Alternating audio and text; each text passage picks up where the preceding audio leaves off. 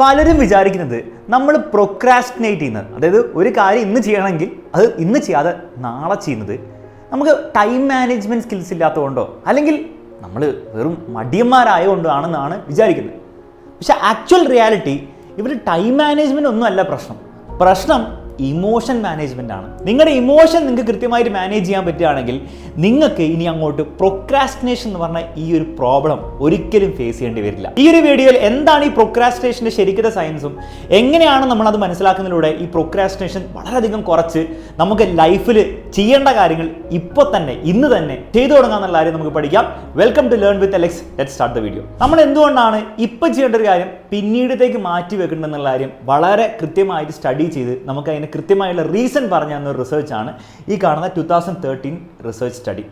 അപ്പോൾ ഇത് പറഞ്ഞത് ഇത്രയേ ഉള്ളൂ. നമുക്ക് ഒരു ടാസ്ക് വന്നു. ഫോർ എക്സാമ്പിൾ നിങ്ങൾക്ക് മാത്സ് പഠിക്കണം, നിങ്ങൾ മാത്സ് ടെക്സ്റ്റ് ബുക്ക് എടുത്ത് വെച്ചു. ആ ടാസ്കിനെ നമ്മുടെ ബ്രെയിൻ ഒരു ടാസ്ക് ആയിട്ടല്ല പെർസീവ് ചെയ്യുക. നമ്മുടെ ബ്രെയിൻ ഒരു ടാസ്കിനെ, പ്രത്യേകിച്ച് നമുക്ക് ഇഷ്ടമില്ലാത്ത ചലഞ്ചിങ് ആയിട്ടുള്ള ടാസ്കിനെ ഒരു ത്രെറ്റ് പോലെയാണ് പെർസീവ് ചെയ്യുക. അതായത് നിങ്ങളുടെ മുന്നിൽ ഒരു കടുവ നിന്ന് കഴിഞ്ഞാൽ നിങ്ങളുടെ ബ്രെയിൻ എങ്ങനെയാണോ റെസ്പോണ്ട് ചെയ്യുക അതേ രീതിയിൽ കുറച്ചുകൂടി സ്കെയിൽ ഡൗൺ ആയിട്ടായിരിക്കും നിങ്ങൾ ഈ മാത്സ് ബുക്ക് പഠിക്കാൻ വേണ്ടി എടുക്കുമ്പോൾ നിങ്ങളുടെ ബ്രെയിൻ റെസ്പോണ്ട് ചെയ്യുക. ഒരു ത്രെറ്റ് നമ്മൾ ഫേസ് ചെയ്ത് കഴിഞ്ഞാൽ ഓട്ടോമാറ്റിക്കലി നമുക്ക് ഉണ്ടാകുന്ന ഇമോഷൻസ് പോസിറ്റീവ് ഇമോഷൻസ് ആയിരിക്കില്ല, നെഗറ്റീവ് ഇമോഷൻസ് ആയിരിക്കും. ത്രെറ്റിനോട് നമ്മൾ പൊതുവേ ഇമോഷണലി റെസ്പോണ്ട് ചെയ്യുക, ഒന്നെങ്കിൽ ആങ്സൈറ്റി ആയിക്കോട്ടെ, ചിലപ്പോൾ ഫ്രസ്ട്രേഷൻ ആയിരിക്കും, ചിലപ്പോൾ ഇൻസെക്യൂരിറ്റി ആയിരിക്കും, ചിലപ്പോൾ ബോർഡം ആയിരിക്കും, പല രീതിയിൽ നമ്മൾ റെസ്പോണ്ട് ചെയ്യും. അപ്പോൾ ഇങ്ങനെ നമ്മുടെ ബ്രെയിനിൽ ഇങ്ങനത്തെ നെഗറ്റീവ് ഇമോഷൻസ് വന്നു കഴിഞ്ഞാൽ ഓട്ടോമാറ്റിക്കലി നമ്മുടെ ബ്രെയിനിലെ ഫിയർ സെൻറ്ററായ അമിഗ്ഡല എന്ത് ചെയ്യും? പെട്ടെന്ന് ഇരിക്കും.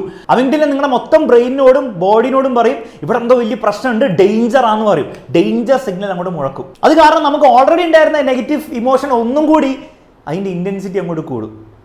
ഇതിനെ തടയാൻ വേണ്ടിയിട്ട് നമ്മൾ പൊതുവെ എല്ലാവരും എന്താ ചെയ്യുക? നമ്മൾ മാത്സ് ബുക്ക് എടുത്ത് മാറ്റി വെക്കും. നമ്മളെ കൊണ്ട് ഇത് പറ്റില്ല എന്ന് നമ്മളങ്ങോട്ട് വിചാരിക്കും. എന്നിട്ട് എന്ത് ചെയ്യും?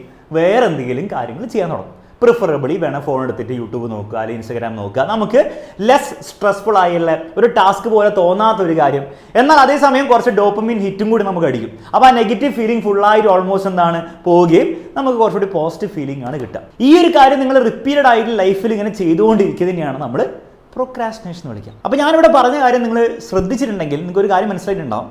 നമ്മൾ പ്രൊക്രാസ്റ്റിനേഷൻ വഴി നമുക്ക് ചെയ്യേണ്ട ടാസ്കിനെ, ഇവിടെ മാത്സ് പഠിക്കുന്ന കാര്യത്തിലെ അതിനെയല്ല നമ്മൾ ശരിക്കും അവോയ്ഡ് ചെയ്യുന്നത്. നമ്മൾ ശരിക്കും അവോയ്ഡ് ചെയ്യുന്നത് ആ ഒരു ടാസ്ക് നമ്മളിൽ ഉണ്ടാക്കുന്ന നെഗറ്റീവ് ഇമോഷനെ, ഒരു ബാഡ് മൂഡിനെ, അതിനെയാണ് നമ്മൾ അവോയ്ഡ് ചെയ്യാൻ വേണ്ടി ശ്രമിക്കുന്നത് പ്രൊക്രാസ്റ്റിനേഷനിലൂടെ. അപ്പോൾ ഈ ഒരു കാര്യമാണ് നിങ്ങൾ ആദ്യം മനസ്സിലാക്കേണ്ടത്. നിങ്ങളുടെ മടി കൊണ്ടോ അല്ലെ നിങ്ങളുടെ കഴിവില്ലായ്മ കൊണ്ടോ അല്ല നിങ്ങൾ ഓരോ കാര്യം പ്രൊക്രാസ്റ്റിനേറ്റ് ചെയ്യുന്നത്. നിങ്ങൾക്കൊരു ടാസ്കിനോടുള്ള നെഗറ്റീവ് ഇമോഷൻസ് ആണ് നിങ്ങളെ പ്രൊക്രാസ്റ്റിനേറ്റ് ചെയ്യാൻ വേണ്ടി പ്രേരിപ്പിക്കുന്നത്. അപ്പോൾ അടുത്ത പ്രാവശ്യം നിങ്ങൾ മാത്സ് പഠിക്കാനിരിക്കുമ്പോൾ ഇതുപോലത്തെ നെഗറ്റീവ് ഇമോഷൻസ് വരുമ്പോൾ ജസ്റ്റ് ഒന്ന് ഒബ്സർവ് ചെയ്ത് നോക്കുക. ആ ഒരു അണ്ടർസ്റ്റാൻഡിങ് തന്നെ നിങ്ങൾക്ക് വലിയൊരു ഫ്രീഡം തരും. എന്ന് മാത്രമല്ല ആ ഒരു മെക്കാനിസം മൊത്തത്തിൽ നിങ്ങൾ മനസ്സിലാക്കി കഴിഞ്ഞാൽ നിങ്ങൾ ഇനി അങ്ങോട്ട് പ്രൊക്രാസ്റ്റിനേറ്റ് ചെയ്യാനുള്ള ചാൻസ് ഓട്ടോമാറ്റിക്കലി കുറയും. ഇത് പ്രാക്ടിക്കലി എങ്ങനെയാണ് കുറച്ചുകൂടി എഫക്റ്റീവായിട്ട് ചെയ്യണമെന്ന് ഞാൻ ഈ വീഡിയോയിൽ തന്നെ പറഞ്ഞുതരാം. പക്ഷേ ഇതിൻ്റെ സയൻസ് എന്താണെന്ന് നിങ്ങൾക്ക് കൃത്യമായിട്ട് ആദ്യം മനസ്സിലാക്കണം. അപ്പോൾ ഇതുവരെ കേൾക്കുമ്പോൾ ചിലരെങ്കിലും ചിന്തിക്കും അതുകൊണ്ട് ഇപ്പോൾ എന്താ കുഴപ്പം, നമ്മൾ ഇന്ന് പഠിക്കുന്നില്ല, നമ്മൾ നാളെ പഠിക്കുന്നു, ഇന്ന് നമ്മൾ കുറച്ചുകൂടി ഹാപ്പി ആവുന്നു, നമ്മൾ സോഷ്യൽ മീഡിയ പഠിക്കുന്നു, നാളെ പരീക്ഷയ്ക്കുമ്പോൾ അങ്ങോട്ട് പഠിച്ചാൽ പോരെ, അത് വർക്ക് ചെയ്യില്ലേ? അപ്പോൾ ഈ ഒരു കാര്യം ശരിയാണോ നോക്കാൻ വേണ്ടിയിട്ട് വീണ്ടും ഒരു ഗംഭീര റിസർച്ച് കുറച്ച് പേര് ചെയ്തിട്ടുണ്ട്. അതിൻ്റെ ഫൈൻഡിങ് വളരെ സിമ്പിളായിട്ട് ഇത്രയേ ഉള്ളൂ. അവർ 44 യൂണിവേഴ്സിറ്റി സ്റ്റുഡൻസിനെ ഫോളോ ചെയ്തു, ഒരു വർഷം മുഴുവൻ ഫോളോ ചെയ്തു. അപ്പോൾ അവർ കണ്ടെന്താണെന്ന് വെച്ച് കഴിഞ്ഞാൽ ആദ്യമൊന്നും പരീക്ഷയ്ക്ക് വലിയ പഠിക്കാത്തവർ, അതായത് പ്രൊക്രാസ്റ്റിനേറ്റ് ചെയ്യുന്നവർ, അവർ ഇനീഷ്യലി ഭയങ്കര ഹാപ്പി ആയിരുന്നു. അവരായിരുന്നു കുറച്ചും കൂടി ലൈഫൊക്കെ എൻജോയ് ചെയ്ത് ഇങ്ങനെ നല്ല ജീവിക്കുന്നത്. സ്ട്രെസ് ലെവൽസൊക്കെ ഭയങ്കര കുറവായിരുന്നു, എല്ലാം ഭയങ്കര നന്നായിട്ടാണ് പോകുന്നത്. പക്ഷേ എക്സാം അടുക്കും തോറും അതേ ഗ്രൂപ്പ്, അതായത് ആദ്യം നന്നായി എൻജോയ് ചെയ്ത ഗ്രൂപ്പിന് സ്ട്രെസ് ലെവൽ ഭയങ്കര കൂടുതലായിരുന്നു. അവരുടെ ഫിസിക്കൽ കണ്ടീഷൻ, അതായത് അസുഖങ്ങൾ, ഫിസിക്കലി വരുന്ന അസുഖങ്ങളും മറ്റ് നേരത്തെ പഠിച്ചില്ലേ അതേപോലെ വലിയ കുഴപ്പമില്ലാതെ പഠിച്ചു പോകുന്ന ആ ഗ്രൂപ്പിനെ കമ്പയർ ചെയ്ത് നോക്കുമ്പോൾ എക്സ്ട്രീംലി കൂടുതലായിരുന്നു. എന്ന് മാത്രമല്ല മാർക്കും സിഗ്നിഫിക്കൻ്റ്ലി കുറവായിരുന്നു. അപ്പോൾ നിങ്ങൾക്ക് പ്രൊക്രാസ്റ്റിനേഷനിലൂടെ നിങ്ങളുടെ സ്ട്രെസ്സിനെ കുറയ്ക്കാൻ പറ്റില്ല, സ്ട്രെസ്സിനെ പോസ്റ്റ്പോൺ ചെയ്യാനേ പറ്റുള്ളൂ. ആ സ്ട്രെസ്സും നിങ്ങൾ പ്രൊക്രാസ്റ്റിനേറ്റ് ചെയ്യേണ്ടി വരും. ഇന്ന് എടുക്കുന്നതിന് പകരം നാളെ എടുക്കേണ്ടി വരും. പക്ഷെ ശ്രദ്ധിക്കേണ്ട കാര്യം, നാളെ ആ സ്ട്രെസ്സ് വരുന്ന സമയത്ത്, പരീക്ഷയുടെ തലേന്ന് നിങ്ങൾ പഠിക്കാനിരിക്കുമ്പോൾ നിങ്ങളുടെ വരാൻ പോകുന്ന സ്ട്രെസ്സ് ഇന്ന് വരുന്ന പോലത്തെ സ്ട്രെസ് ആയിരിക്കില്ല. ആ സ്ട്രെസ് കോമ്പൗണ്ട് ആണ് ചെയ്യുക. നിങ്ങൾ മാത്സിൽ കോമ്പൗണ്ട് ഇൻട്രസ്റ്റിൻ്റെ ഫോർമുല പഠിച്ചിട്ടുണ്ടാവും. അതിങ്ങനെ കോമ്പൗണ്ട് ചെയ്ത് പരീക്ഷ ആകുമ്പോൾ ഒരു പക്ഷേ താങ്ങാൻ പറ്റുന്നതിനേക്കാളും കൂടുതൽ സ്ട്രെസ് ആയിരിക്കും നിങ്ങൾ ചിലപ്പോൾ ഫേസ് ചെയ്യേണ്ടി വരിക. ഈ ഒരു റിസർച്ച് സ്റ്റഡി ഒന്നും വേണ്ട, നിങ്ങൾക്ക് ചിലപ്പം ഈ ഒരു കാര്യം മനസ്സിലാക്കാൻ വേണ്ടിയിട്ട് നിങ്ങൾ നിങ്ങളുടെ ലൈഫിൽ തന്നെ ഒരു പക്ഷേ ഈ ഒരു കാര്യം മനസ്സിലാക്കിയിട്ടുണ്ടാവും ഓൾറെഡി. അപ്പോൾ ഈ ഒരു സ്റ്റഡി പറയുന്ന ഒരു കാര്യം വളരെ ക്ലിയർ ആണ്. പ്രൊക്രാസ്റ്റിനേഷൻ ഒരു നല്ല ഹാബിറ്റ് അല്ല.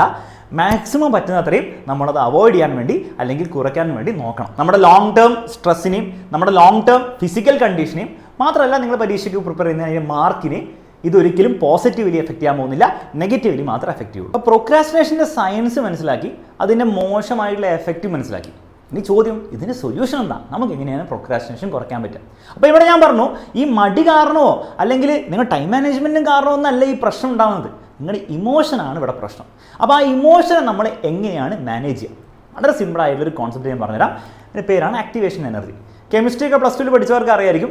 സംഭവത്രേ ഉള്ളൂ, ഒരു കെമിക്കൽ റിയാക്ഷൻ സ്റ്റാർട്ട് ചെയ്യണമെങ്കിൽ ഒരു മിനിമം എനർജി സപ്ലൈ ചെയ്താലേ അത് നടക്കുകയുള്ളൂ. അതിനുശേഷം പിന്നെ ആ എനർജി കിട്ടിയില്ലെങ്കിൽ കുഴപ്പമൊന്നുമില്ല. അതിനെയാണ് നമ്മൾ ആക്ടിവേഷൻ എനർജി എന്ന് വിളിക്കുക. നമ്മളൊരു കാര്യം പഠിക്കാൻ തുടങ്ങുന്ന സമയത്തും ഈ ഒരു ആക്ടിവേഷൻ എനർജിയാണ് അവിടെ പ്രശ്നം വരുന്നത്. അപ്പോൾ നിങ്ങൾക്ക് എത്രത്തോളം കുറവ് ആക്ടിവേഷൻ എനർജിയിൽ നിങ്ങളുടെ പഠനം സ്റ്റാർട്ട് ചെയ്യാൻ പറ്റുമോ അത്രത്തോളം നിങ്ങൾക്ക് ആ ഒരു കാര്യം അപ്പം തന്നെ ചെയ്യാൻ പറ്റും. പഠിക്കാൻ സ്റ്റാർട്ട് ചെയ്യേണ്ട ആക്ടിവേഷൻ എനർജി ഭയങ്കര കൂടുതൽ വേണ്ടുള്ള സമയത്താണ് നമുക്ക് പഠിക്കാൻ തോന്നാത്തത്, നമുക്ക് വേറെ എന്തെങ്കിലും കാര്യങ്ങൾ ചെയ്യാൻ വേണ്ടിയിട്ടുള്ള ഒരു പ്രവണതയുള്ളൂ. അപ്പോൾ എങ്ങനെയാണ് ഈ ആക്ടിവേഷൻ എനർജി കുറയ്ക്കാൻ പറ്റുക? വളരെ സിമ്പിളായിട്ട് ടിപ്പ് പറഞ്ഞുതരാം. നിങ്ങൾ ഫിസിക്സിൽ ഒരു ചാപ്റ്റർ പഠിക്കാൻ വേണ്ടി തീരുമാനിച്ചു. ആ തീരുമാനം നിങ്ങൾ മാറ്റണം. കാരണം ഒരു ചാപ്റ്റർ പഠിക്കുക എന്ന് പറഞ്ഞാൽ ഒരു വലിയ ടാസ്ക്കാണ്. നിങ്ങളുടെ ബ്രെയിനെ അത് സാമാന്യം വലിയ ത്രെറ്റായിട്ടായിരിക്കും കാണാം. നിങ്ങൾക്ക് ആ ത്രെറ്റ് കാരണം ചിലപ്പോൾ അത് പ്രോക്രാസ്റ്റിനേറ്റ് ഒക്കെ ചെയ്യാനുള്ള ചാൻസ് ഉണ്ട്. നേരെ മറിച്ച് നിങ്ങൾ ആ ഫിസിക്സിലെ ഒരു ചാപ്റ്ററിലെ ഒരു കോൺസെപ്റ്റേ പഠിക്കുള്ളൂ, അല്ലെ ഒരു 2 പേജ് ഞാൻ പഠിക്കുള്ളൂ എന്നുള്ള കാര്യം തീരുമാനിക്കാം. ഇനി ആ പേജിൻ്റെ കണക്കൊന്നും നിങ്ങൾക്ക് വർക്ക് ചെയ്യിക്കാൻ പറ്റുന്നില്ലെങ്കിൽ നിങ്ങൾ തീരുമാനിക്കുക ഫിസിക്സ് എടുത്ത് ഞാൻ 10 മിനിറ്റ് പഠിക്കുള്ളൂ തീരുമാനിക്കുക. ആ 10 മിനിറ്റ് പഠിക്കുന്നത് നിങ്ങളുടെ ബ്രെയിൻ കാര്യമായിട്ടൊരു ത്രെറ്റായിട്ട് കൺസിഡർ ചെയ്യില്ല. എന്ന് മാത്രമല്ല അത് ചെയ്യാനുള്ള ആക്ടിവേഷൻ എനർജി വളരെ കുറവ് മതി. അതുകൊണ്ട് ഇറ്റ് ഈസ് മോർ ലൈക്ലി നമ്മൾ ആ ഒരു 10 മിനിറ്റ് പഠിക്കുന്നതിൽ നമ്മൾ പ്രോക്രാസ്റ്റിനേറ്റ് ചെയ്ത് അത് അപ്പം തന്നെ ചെയ്യുന്നുള്ള കാര്യം. അപ്പോൾ ഇത് പറയുമ്പോൾ ചിലർ വിചാരിക്കും, അവിടെ 10 മിനിറ്റ് പഠിച്ചുകൊണ്ട് എന്താ കാര്യം, നമുക്ക് 10 മിനിറ്റിൽ എന്തെങ്കിലും പഠിച്ചു തീർക്കാൻ പറ്റുമോ, ഒരു 2 മാർക്കെങ്കിലും പരീക്ഷ കിട്ടും. അവിടെയാണ് നിങ്ങൾ മറ്റൊരു കോൺസെപ്റ്റ് മനസ്സിലാക്കേണ്ടത്. അതിൻ്റെ പേരാണ് സൈഗാർനിക് എഫക്റ്റ് എന്ന് പറഞ്ഞാൽ. വളരെ സിമ്പിളായിട്ട് പറഞ്ഞാൽ അത്രയേ ഉള്ളൂ. നമ്മളൊരു ടാസ്ക് സ്റ്റാർട്ട് ചെയ്ത് കഴിഞ്ഞാൽ നമ്മുടെ ബ്രെയിന് ആ ടാസ്ക് കഴിയുന്നവരെ അതിനെപ്പറ്റി ഇങ്ങനെ സബ് കോൺഷ്യസ്ലി വർക്ക് ചെയ്തുകൊണ്ടിരിക്കും. അത് ടാസ്ക് തീർത്ത് കഴിഞ്ഞാലേ ഒരു സെൻസ് ഓഫ് സാറ്റിസ്ഫാക്ഷൻ വരുള്ളൂ. അപ്പോൾ അതുകൊണ്ട് തന്നെ നിങ്ങൾ ഈ 10 മിനിറ്റ് സ്റ്റാർട്ട് ചെയ്ത് കഴിഞ്ഞാൽ ഓട്ടോമാറ്റിക്കലി ബ്രെയിൻ എന്ത് ചെയ്യും, ആ ഒരു മോഷൻ കിട്ടും. ജസ്റ്റ് ലൈക്ക് നിങ്ങളൊരു കാറ് ആദ്യം ഉന്തി മോഷനിലാക്കാനൊരു ബുദ്ധിമുട്ടുണ്ടാവും, പക്ഷേ വൺസ് മോഷനിലായി കഴിഞ്ഞാൽ അതിങ്ങനെ പോയിക്കൊണ്ടിരിക്കും. അപ്പോൾ ആ 10 മിനിറ്റ് നിങ്ങൾ പഠിച്ചു കഴിയുമ്പോഴത്തേക്കും ആ സൈഗാർനിക് എഫക്റ്റ് കാരണം നിങ്ങൾ ഓട്ടോമാറ്റിക്കലി മോസ്റ്റ് ലൈക്ലി ആ ഒരു ടാസ്ക് കണ്ടിന്യൂ ചെയ്തുകൊണ്ടിരുന്നോളൂ. ആ സ്റ്റാർട്ടിംഗ് പോയിന്റിൽ മാത്രമേ നമുക്ക് പൊതുവേ ബുദ്ധിമുട്ട് വരാറുള്ളൂ. ആ സ്റ്റാർട്ടിംഗ് പോയിന്റ് ബുദ്ധിമുട്ടായതുകൊണ്ടാണ് നമ്മൾ ഈ പ്രൊക്രാസ്റ്റിനേഷൻ ചെയ്യുന്നത്, അല്ലാണ്ട് 10 മിനിറ്റ് പഠിച്ചിട്ട് അത് പഠിക്കാൻ പറ്റാത്തത് കൊണ്ടല്ല. അപ്പോൾ ഈ ഒരു സിമ്പിൾ കോൺസെപ്റ്റ് ഉപയോഗിക്കുക. ഇതിനെ 5 സെക്കൻഡ് റൂൾ എന്നും 2 മിനിറ്റ് റൂൾ എന്നൊക്കെ പലപ്പോഴും നമ്മൾ പറയാറുണ്ട്. പക്ഷേ കോൺസെപ്റ്റ് ഈസ് നിങ്ങൾ വലിയൊരു ടാസ്കിനെ ചെറിയൊരു ടാസ്ക് ആയിട്ട് ബ്രേക്ക് ഡൗൺ ചെയ്ത് സ്റ്റാർട്ട് ചെയ്യുക. അപ്പോൾ തന്നെ നമുക്ക് എന്ത് ചെയ്യാൻ പറ്റും, ഈ പ്രോക്രാസ്റ്റിനേഷൻ നമുക്ക് കാര്യമായിട്ട് കുറയ്ക്കാൻ പറ്റും. ഇതുകൂടാതെ നിങ്ങൾക്ക് ഉപയോഗിക്കാൻ പറ്റിയ മറ്റൊരു ടെക്നിക്കാണ് ഇംപ്ലിമെൻറ്റേഷൻ ഇൻറ്റൻഷൻ. ഇപ്പോൾ അമേരിക്കയിലെ ഒരു യൂണിവേഴ്സിറ്റിയിൽ 1997 ഒരു സ്റ്റഡി നടന്നു. അപ്പോൾ കുറേ യൂണിവേഴ്സിറ്റി സ്റ്റുഡൻസിനെ അവരെടുത്തു. എന്നിട്ട് അവരോട് പറഞ്ഞു, നിങ്ങൾ ഈ ഒരു ക്രിസ്മസ് വെക്കേഷനിൽ ഒരു എസ്സേ തയ്യാറാക്കണം എന്ന് പറഞ്ഞു. എന്നിട്ട് 2 ഗ്രൂപ്പായിട്ട് സ്പ്ലിറ്റ് ചെയ്തു, 40-40 വീതം. ആദ്യത്തെ ഗ്രൂപ്പിനോട് പറഞ്ഞു നിങ്ങൾ അങ്ങോട്ട് ചെയ്തോ, എങ്ങനെ വേണം ചെയ്തോ പറഞ്ഞു. രണ്ടാമത്തെ ഗ്രൂപ്പിനോട് പറഞ്ഞു നിങ്ങൾ ഈ ഇംപ്ലിമെൻറ്റേഷൻ ടെക്നിക്ക് ഫോളോ ചെയ്യും. അതേ സിമ്പിളായിട്ട് പറയുകയാണെങ്കിൽ നിങ്ങൾ നിങ്ങളുടെ ബ്രേക്ക്ഫാസ്റ്റ് കഴിഞ്ഞ പാടെ തീരുമാനിക്കണം, ഇപ്പോഴേ തീരുമാനിക്കണം, നിങ്ങൾ ബ്രേക്ക്ഫാസ്റ്റ് കഴിയുന്നതും നിങ്ങൾ പോയിട്ട് ഒരു അരമണിക്കൂർ ഈ എസ്സേ എഴുതുന്നുള്ള കാര്യം തീരുമാനിക്കണം. ആ ഒരു രീതിയിൽ നിങ്ങൾ ചെയ്യാൻ വേണ്ടി പറഞ്ഞു. ഇതാണ് ഇംപ്ലിമെൻറ്റേഷൻ ടെക്നിക്ക്. അവർ ക്രിസ്മസ് വെക്കേഷൻ കഴിഞ്ഞിട്ട് തിരിച്ച് കോളേജിൽ വന്നപ്പം ആദ്യത്തെ ഗ്രൂപ്പിൽ, അതായത് എങ്ങനെ വേണം ചെയ്തെന്ന് പറഞ്ഞ ഗ്രൂപ്പിൽ 40 പേരിൽ 10 പേരെ ഈ എസ്സേ തീർത്തിട്ടുണ്ടായിരുന്നു. എന്നാൽ രണ്ടാമത്തെ ഗ്രൂപ്പിൽ ഈ ഇംപ്ലിമെൻറ്റേഷൻ ഇൻറ്റൻഷൻ എന്ന് പറഞ്ഞ ടെക്നിക്ക് ഫോളോ ചെയ്ത ഗ്രൂപ്പിൽ 30 പേരും ആ എസ്സേ കംപ്ലീറ്റ് ആയിട്ട് തീർത്തിട്ടുണ്ടായിരുന്നു. അപ്പോൾ ഈ ഒരു ഇംപ്ലിമെൻറ്റേഷൻ ഇൻറ്റൻഷൻ എന്ന് പറഞ്ഞാൽ ഈ ഒരു ടെക്നിക്ക് പല അറ്റോമിക് ഹാബിറ്റ്സ് വരെ പോപ്പുലർ ആയിട്ടുള്ള ബുക്കിലൊക്കെ പറഞ്ഞുള്ള ഒരു ഐഡിയ ആണ്. ഈ ഒരു ഐഡിയ ഫോളോ ചെയ്യുന്നത് ഭയങ്കര യൂസ്ഫുൾ ആയിരിക്കും. അപ്പോൾ ഈ ഒരു ഐഡിയ വളരെ സിമ്പിളായിട്ട് നമുക്ക് ഉപയോഗിക്കാൻ പറ്റുന്നത് എങ്ങനെയാണ്, അതായത് when situation X happens I will do response Y. ഒരു എക്സാമ്പിളിന്, when I sit at my desk, ഞാൻ പോയി ടേബിളിൽ ഇരിക്കുന്ന സമയത്ത് I will open my notebook immediately. ഇത് നിങ്ങൾ ആദ്യം കൂടി തീരുമാനിക്കുക. ഇതും ആ ഒരു ആക്ടിവേഷൻ എനർജി റെഡ്യൂസ് ചെയ്യാൻ വേണ്ടി നമ്മൾ ഹെൽപ്പ് ചെയ്യും. കാരണം ഇവിടെ കുറേ ചിന്തയുടെ ആവശ്യം വരുന്നില്ല. പലപ്പോഴും നമ്മൾ പ്രൊക്രാസ്റ്റിനേറ്റ് ചെയ്യുന്നത് നമ്മൾ ചിന്തിക്കും, ഇന്ന് എന്താണ് പഠിക്കുക, ഇന്ന് അത് പഠിക്കണോ, ഇന്ന് പഠിക്കണോ, അല്ല 5 മിനിറ്റ് സ്ക്രോൾ ചെയ്ത് പഠിക്കണോ എന്നുള്ള ആ ചിന്ത വരുമ്പോഴാണ് ആ 5 മിനിറ്റ് സ്ക്രോൾ 1 മണിക്കൂർ സ്ക്രോളിലേക്ക് പോകുന്നത്. അല്ലെ ആ പഠിക്കേണ്ട കാര്യം നമ്മൾ പഠിക്കാത്തതും. അങ്ങനെ പഠിക്കാതെ ഇരുന്ന് കഴിഞ്ഞാൽ നെഗറ്റീവ് ഇമോഷൻ വീണ്ടും കൂടി, കാരണം ഗിൽറ്റ് ഭയങ്കരമായിട്ടുണ്ടാവുമല്ലോ, അതുകൂടി നമ്മൾ തീരെ പഠിക്കാത്ത അവസ്ഥയിലേക്ക് പോകാനുള്ള കാരണം ഇതാണ്. ഈ ഇംപ്ലിമെൻറ്റേഷൻ ഇൻറ്റൻഷൻ എന്ന് പറഞ്ഞാൽ ഈ സിമ്പിൾ ടെക്നിക്ക് നിങ്ങൾ ഫോളോ ചെയ്താൽ കുറേ അധികം നിങ്ങൾക്ക് എന്ത് ചെയ്യാൻ പറ്റും, അത് കുറയ്ക്കാൻ പറ്റും. അപ്പോൾ എങ്ങനെ പ്രൊക്രാസ്റ്റിനേഷൻ കുറയ്ക്കാമെന്നുള്ളതിൻ്റെ 2 ടെക്നിക്സ് പറഞ്ഞു. നിങ്ങൾ മനസ്സിലാക്കേണ്ടത് നമ്മുടെ ജീവിതം എന്ന് പറഞ്ഞാൽ ഇങ്ങനെ ടെക്നിക്കുകളും കൊണ്ട് ഫിക്സ് ചെയ്തെടുക്കാൻ പറ്റിയ ഒരു സാധനമൊന്നുമല്ല. ടെക്നിക്കുകളൊക്കെ ഉപയോഗിച്ച് നമുക്ക് എന്ത് ചെയ്യാം, പല പല മിസ്റ്റേക്സ് നമുക്ക് കുറയ്ക്കാം. പക്ഷെ ഒരിക്കലും നമുക്കിങ്ങനെ ഫുൾ 100% റോബോട്ടിനെ പോലെ ശരിയാക്കി എടുക്കാൻ പറ്റില്ല. അപ്പോൾ ജീവിതത്തിൽ എന്തായാലും നമ്മൾ പ്രൊക്രാസ്റ്റിനേറ്റ് ചെയ്യും. ഒബ്വിയസ്ലി നമുക്കത് കുറയ്ക്കാനൊക്കെ പറ്റുമായിരിക്കും, പക്ഷെ നമ്മൾ ചെയ്യും. അങ്ങനെ ചെയ്ത് കഴിഞ്ഞാലും എങ്ങനെ വൃത്തിക്ക് ചെയ്യണം എന്നുള്ള കാര്യം ഞാൻ പറഞ്ഞുതരാം. അപ്പോൾ ഒരു സ്റ്റഡി നടന്നിട്ടുണ്ടായിരുന്നു 2010 119 യൂണിവേഴ്സിറ്റി സ്റ്റുഡൻസിനെ അവർ ഫോളോ ചെയ്തു. അപ്പോൾ ഒരു ഇയർ മൊത്തം ഫോളോ ചെയ്തു. ആ ഇയറിൽ 2 എക്സാം ഉണ്ടായിരുന്നു. First term exam, second term exam. നമ്മുടെ ഓണപ്പരീക്ഷയും ക്രിസ്മസ് എക്സാം പോലെ ആലോചിക്കാം. ഈ ഓണപ്പരീക്ഷയിൽ അവർ എല്ലാ സ്റ്റുഡൻസിനും ട്രാക്ക് ചെയ്തു. അങ്ങനെ ഓണപ്പരീക്ഷയിൽ ഓരോ കുട്ടികളും എത്രത്തോളം പ്രൊക്രാസ്റ്റിനേറ്റ് ചെയ്തു, എത്രത്തോളം പഠിക്കേണ്ട കാര്യങ്ങൾ മാറ്റിവെച്ച് അവസാനമൊക്കെ പഠിക്കേണ്ട ഒരു അവസ്ഥ വന്നു എന്നുള്ള കാര്യം അവർ ഓരോ കുട്ടികളുടെ അടുത്ത് ചോദിച്ച് മനസ്സിലാക്കി. മാത്രമല്ല അവരുടെ മാർക്കുകളും നോക്കി. മാത്രമല്ല ഒരു ഇൻട്രസ്റ്റിംഗ് കാര്യം, അവർ ചോദിച്ചു നിങ്ങൾ എത്രത്തോളം ഗിൽറ്റി ആയിട്ട് ഫീൽ ചെയ്യുന്നുണ്ട്, എത്രത്തോളം കുറ്റബോധം നിങ്ങൾക്കുണ്ട്, അതും ഒരു മെഷർ ചെയ്തു. എന്നിട്ട് ഈ കുട്ടികളുടെ തന്നെ രണ്ടാമത്തെ പരീക്ഷ, അതായത് ക്രിസ്മസ് എക്സാമിൽ ഇവരൊക്കെ എത്രത്തോളം നന്നായിട്ട് പെർഫോം ചെയ്യുന്നുള്ള കാര്യം അവർ സ്റ്റഡി ചെയ്തു. അപ്പോൾ ഇതിൻ്റെ റിസൾട്ട് ഭയങ്കര ഇൻട്രസ്റ്റിംഗ് ആണ്. കാരണം നമ്മൾ എന്താ വിചാരിക്കുക, നമ്മൾ വിചാരിക്കും നന്നായിട്ട് പഠിക്കാത്തതിന് കുറ്റബോധമൊക്കെ ഉള്ള കുട്ടികളാണ് പിന്നീട് നന്നായി പഠിച്ച് നല്ല മാർക്ക് വാങ്ങാൻ നമ്മൾ വിചാരിക്കുക. പക്ഷേ റിസൾട്ട് നേരെ തിരിച്ചായിരുന്നു. അതായത് ഈ കുറ്റബോധമുള്ള ഗ്രൂപ്പിൽ ഞാൻ എന്താ ഇങ്ങനെയെന്നൊക്കെ പറഞ്ഞാൽ അങ്ങനെ റിഗ്രറ്റ് ചെയ്യുന്ന ഗ്രൂപ്പിലെ കുട്ടികൾ ആക്ച്വലി വളരെ മോശമായിട്ടാണ് ക്രിസ്മസ് എക്സാമിൽ പെർഫോം ചെയ്തത്. നേരെ മറിച്ച് സ്വയം അതുകൊണ്ട് ക്ഷമിച്ച് ഞാൻ പഠിച്ചിട്ടില്ല പക്ഷെ പോട്ടെ സാരില്ല വിട്ടേക്ക്, സ്വയം ഫോർഗീവ് ചെയ്ത ആൾക്കാർ, പോട്ടെ സാരില്ല എന്നൊക്കെ പറഞ്ഞ ആൾക്കാർ, ശരിയാക്കാന്നൊക്കെ പറഞ്ഞ അങ്ങനെ വിചാരിച്ച ആൾക്കാരാണ് ആക്ച്വലി അടുത്ത എക്സാം ആകുമ്പോൾ ബെറ്റർ ആയിട്ട് പെർഫോം ചെയ്തു. അതായത് കൂടുതൽ ഫോർഗീവ് ചെയ്ത് സ്വയം ഫോർഗീവ് ചെയ്ത ആൾക്കാരാണ് രണ്ടാമത്തെ എക്സാം ആയപ്പോഴത്തേക്കും പ്രൊക്രാസ്റ്റിനേഷൻ കുറച്ച് ബെറ്റർ മാർക്ക് വാങ്ങിച്ചത്. എന്നാൽ കുറ്റബോധം മാത്രം വെച്ചിട്ട് സ്വയം ഫോർഗീവ് ചെയ്യാത്ത ആൾക്കാരാണ് ഇങ്ങനെ ചെയ്യാൻ പാടില്ലായിരുന്നു അങ്ങനെ സ്വയം പറഞ്ഞുകൊണ്ടിരുന്ന ആൾക്കാർ ആക്ച്വലി കൂടുതൽ പ്രൊക്രാസ്റ്റിനേറ്റ് ആണ് ചെയ്തത്.